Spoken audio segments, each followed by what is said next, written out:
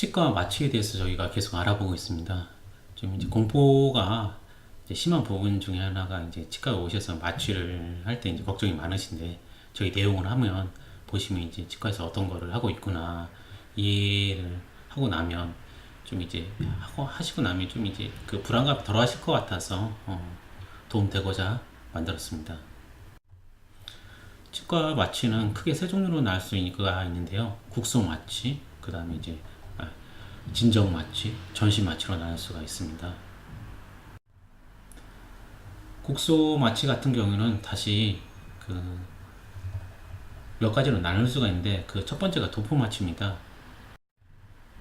도포 마취 같은 경우는 이렇게 연고로 된 그런 연고로 된 그 연고제를 치아 그 잇몸 쪽에 발라주면 얼얼하게 되거든요.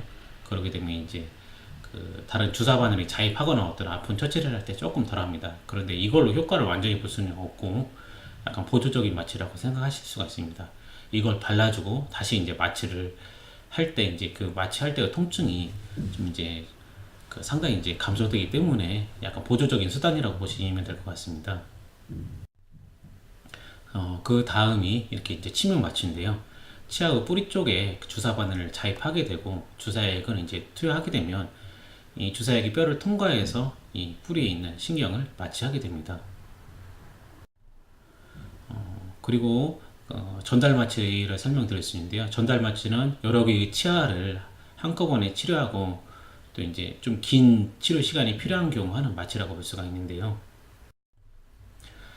신경이 지나가는 이제 길목에 마취를 하게 되면 이 신경이 지배하는 그 이런 가지들을 다 마취하게 됩니다. 그러니까 이 줄기, 이 물줄기에 해당한다고 할 수 있는 이 부분을 마취하게 되면 나머지가 이제 다 마취가 되죠. 가장 흔한 마취 중에 하나가 이 아래쪽 같은 경우에는 하치조 신경 전달 마취, 위쪽 같은 경우에는 후상 치조 신경 전달 마취가 있는데 하치조 신경 전달 마취가 좀 이제 빈도가 좀 많은 마취입니다. 좀 이 추후에 이제 설명드릴 기회가 있으면 제가 다시 이제 할 건데 이건 이제 좀 빈도가 좀 많습니다. 사용하는 빈도가 또 이제 아래쪽 같은 경우는 어금니를 치료할 때 필수적으로 해야 되는 마취 중에 하나라고 볼 수가 있고요. 그 다음으로는 이런 그 치주인대 마취가 볼 수가 있는데요. 치아와 뼈 사이 치주인대 주사 바늘을 넣고 이제 마취하는 방법입니다. 효과가 좀 이제 즉시 나타나게 되고 단점으로는 이렇게 약간 테크닉 센서티브 해야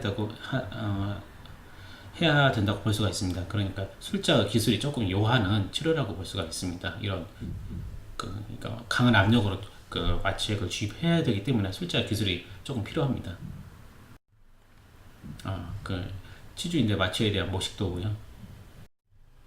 그리고 그 다음으로는 치순의 마취라고 볼 수가 있는데요. 그 치아의 신경에 직접 마취하는 그런 마취라고 볼 수가 있습니다. 이 치료하다 보면 그 신경이 좀 노출될 때 노출된 신경에 바로 이제 마취하는데 이거는 주로 신경 치료를 할 때 많이 쓰이게 됩니다. 그리고 그 다음으로는 국소 마취에 대해서 설명드리는데요. 그 다음으로 이제 그 진정 마취라고 볼 수가 있습니다. 그 다음 설명드릴 내용은 진정 마취 같은 경우에는 소아치과에서 많이 하는 마취거든요. 불안해하고 행동 조절이 안 되는 아이들에게 좀 이제 많이 쓰이고 성인들도 조금 이제 많이 긴장하시는 분들에게 하면 치료 받는데 많이 수월합니다. 진정 마취 중에 첫 번째로 그 경구 진정 마취가 있는데요.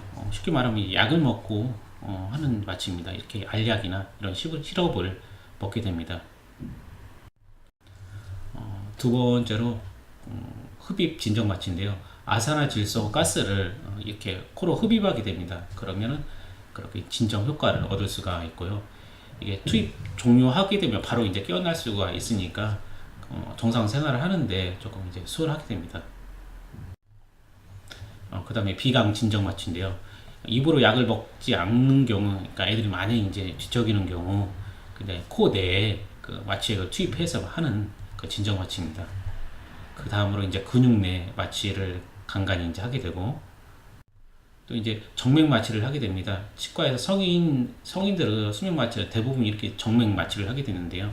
이 정맥에 마취를 하게 되면은 효과가 이제 한 20초 있다가 바로 나타납니다. 예, 그래서 뭐 효과가 좋고 즉시 나타나게 되고 필요에 따라서 또 할 수가 있고 또 이제 그 기량제라고 해서 깨어나는 약을 투입하게 되면 바로 깨어나니까 조금 편하게 됩니다. 그 다음 전신 마취가 있는데요. 주로 대학병원이나 압교정 전문 병원에서 시행하는데 양악 수술, 구강암, 안면골절 같은 수술, 그런 이제 고난도 수술 이런 경우에 이제 많이 사용하게 되는데요.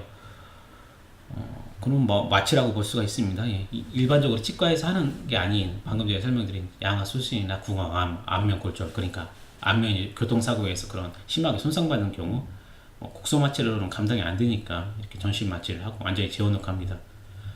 오늘은 치과 마취 종류에 대해서 알아봤습니다.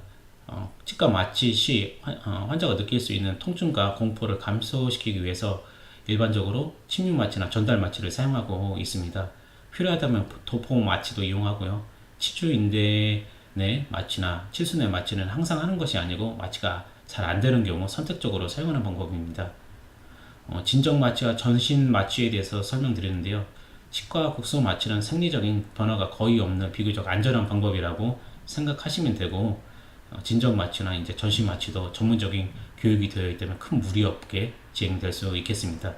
그러나 치과 마취가 안전하다 해도 환자 개개인에 대한 전신 상태가 좀 이제 잘 파악돼야 되고 마취 약에 대한 알러지가 있는 경우 특별한 주의가 요구되므로 치과에 처음 가셔서 검사 받으실 때 담당 의사에게 본인 상태에 대해서 미리 설명해 두시면 좋겠습니다.